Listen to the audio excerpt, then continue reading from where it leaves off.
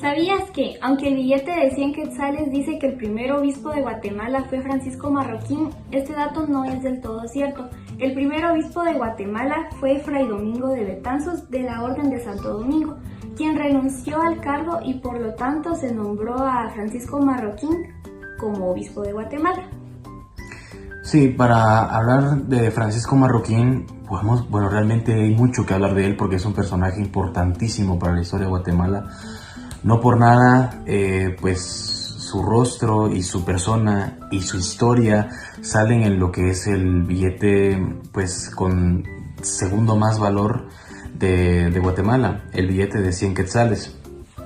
Es un personaje importante en la historia, es un personaje que se puede analizar desde dos puntos, porque podemos analizarlo en la forma religiosa, en la forma sociológica o politóloga, digámosle así, porque es un personaje muy influyente, un personaje que tiene mucho de qué contar, mucho de qué hablarnos. Es uno de los personajes, pues prácticamente padres fundadores de lo que hoy nosotros conocemos como Guatemala, ¿no? Francisco Marroquín nació en el año 1499 en Cantabria, España.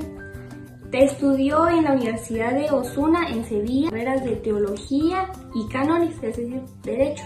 Este es un motivo por el cual los colonizadores recurrían a él y se dice que lo tomaban como consultor en casos, por ejemplo, para redactar testamentos, actas de fundación o contratos legales. Posteriormente, en 1530 es convocado, por así decirlo, por nada más y nada menos que Pedro de Alvarado para ayudar en la administración que tenían de la nueva provincia conquistada, por lo cual viaja y llega a Guatemala. Dentro de su labor como cristiano también podemos mencionar que es el primer políglota de la Capitanía General. Dice que a los 3 años, podemos decirlo que casi inmediatamente de llegar a Guatemala, él empezó a aprender, de hecho a los 3 años ya hablaba fluido el idioma cachiquel, ya predicaba y confesaba a los nativos porque él comprendía la necesidad y la importancia de entender al pueblo y sabía que no podía conversarlos si no los entendía y si no hablaba el mismo lenguaje de él. Si él llega en 1530, entonces para 1533 él ya dominaba por completo el español y el cachiquel, y este es un motivo por el cual los caciques y incluso los españoles se sorprendieron mucho. Su consagración también dice que es un evento único en el continente, porque, como les mencionaba al inicio, él fue nombrado después, se dice y se cree, ¿verdad?, que él fue el primer obispo en asumir el cargo, tal vez, pero el primer obispo fue Fray Domingo de Betanzos. Tras su renuncia ya es nombrado Francisco Marroquín. Y dice que al no haber los suficientes obispos en Centroamérica, él tuvo que viajar a México en 1537 para que se lo ordenara. Y fue Fray Juan de Zamarraga quien lo consagró. Y dice que fue la primera ceremonia de ordenación episcopal realizada en toda la historia de las Américas. Sí, entonces hay que analizar que, como yo mencionaba, es un personaje que sale demasiado y que puede salir demasiado de él, porque hay que notar que tiene una muy buena intención, que es evangelizar, porque recordemos que los españoles vinieron acá con el objetivo de evangelizar, de conquistar, no con el objetivo de robarle nada a nadie, de hacer un nuevo mundo precisamente. Al menos ya para ese tiempo notamos, y de hecho esto lo que hace Marroquín nos puede dar un indicio claro de lo que yo les estoy diciendo. Porque una persona que quiere solamente ir a robar no se toma el tiempo de aprender las lenguas nativas. Jamás en la historia se dio eso. O sea, en 3 años él ya dominaba y él confesaba a los indígenas del pueblo cachiquel en cachiquel, no en español. O sea, es una labor genial, grandísima.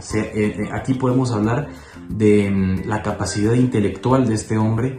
No por nada, pues fue doctor, fue un licenciado, un doctorado, fue una persona muy intelectual, para la época era algo sumamente prestigioso. Recordemos que no todos podían acceder a la educación y menos a un estudio de posgrado. Entonces es una persona realmente admirable, realmente que podemos destacar en muchos aspectos. Y además de eso, que también inspiró a otros, porque dice que no solamente él aprendió, sino que también de cierta forma obligó a los demás sacerdotes a que ellos también lo aprendieran. Exactamente, o sea, realmente es una persona que es muy importante, como les decía, en la historia de esta nación, de Guatemala, porque parte con ideales nuevos, trae ideas nuevas. Por ejemplo, vamos a hablar un poco de esto, el tema de la universidad.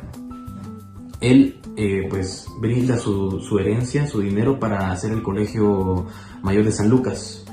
Es decir, él también tenía una visión muy buena con respecto a la educación, tenía un buen punto de vista con la educación, quería educar a la gente. La Universidad de San Carlos no llega hasta 100 años o más de un siglo después de su muerte, en 1676.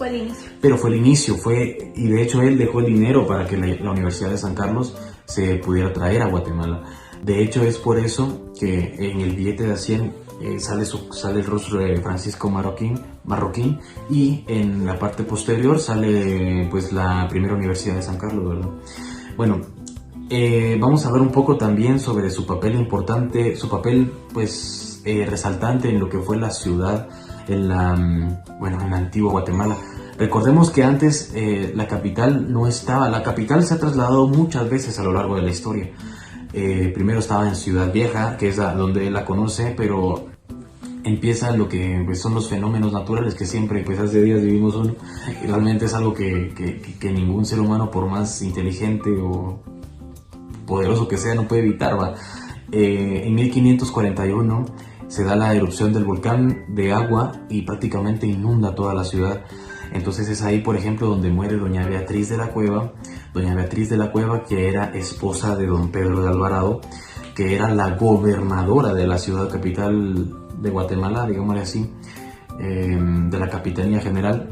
Y entonces nombran a Francisco Marroquín como un nuevo gobernador, como un gobernador interino, y él prácticamente es el que da la orden y es el que inicia con el traslado de la capital hacia lo que hoy conocemos como la antigua Guatemala, prácticamente lo que era el Valle de Panchoy. Bueno, esto nos habla, como les dije, que el doctor Francisco Marroquín tenía una gran participación en lo social, porque hablamos hace rato de que tenía una labor evangelizadora, pero también tenía una labor en lo educacional, en lo educativo, tenía una labor en lo civil. Fue un hombre que se adaptó en todos los puntos de la historia. También vos mencionabas antes que él que lo llamó Pedro Alvarado, y es de que él tuvo una amistad con Pedro Alvarado, y entonces es ahí donde pues me imagino que se disipan un poco las durezas de las conquistas. Desde ahí, por ejemplo, podemos encontrar lo que pasó en las Verapaces. También se llevó muy bien con Fray Bartolomé de las Casas, y fue uno de los que impulsó a que los derechos de los indígenas se priorizaran. Por eso él también, él fue uno de los que priorizó, una de las primeras personas que priorizó los derechos de los indígenas. Porque si bien no es como lo cuenta la leyenda negra, que de España vino y asesinó a diestra y siniestra, etc., pues realmente los corregidores sí cometían ciertos abusos al principio, ¿para qué negarlo? Entonces esto lo manda al rey, el rey dice que es esta barbaridad, y entonces el rey lo cambia. O sea, Francisco Marroquín es un personaje, es un individuo, un intercesor del pueblo de ese entonces, ¿verdad? Entonces realmente podemos hablar muchas cosas de Francisco Marroquín, podemos decir muchas cosas de él, porque es una persona íntegra en cualquier parte de la historia. Fue un gran hombre, fue un gran obispo, un gran profesional y estudioso, digno de representarlo, y por eso es que hoy lo traemos en el ¿Sabías qué? Para que todos ustedes conozcan al menos un poco de lo que es la historia de él. Y bueno, él después fallece en 1563, y sus restos yacen en lo que hoy, en lo que ya en ese tiempo era la Catedral de San José en la antigua Guatemala. Este personaje entonces nos habla mucho de lo que yo lo podría interpretar como uno de los más importantes, al menos en lo que es la conquista de digamos, lo que fue el territorio de la Capitanía. Ahí, solo con ver a Francisco Marroquín, la obra de Francisco Marroquín, podemos notar muy bien lo que España quería hacer acá, lo que los españoles hicieron acá. Era una misión evangelizadora, civilizaciones, un nuevo mundo, como lo dijiste. Por ejemplo, otra cosa que no mencioné fue lo de las Verapaces, la primera ciudad en ser pacificada sin violencia, solo con tratados, por eso que se llama Verapaces. Y esto también fue un logro de él, o al menos, digamos, intercedió para que esto sucediera de esta forma. Entonces es una persona importantísima en la historia de Guatemala.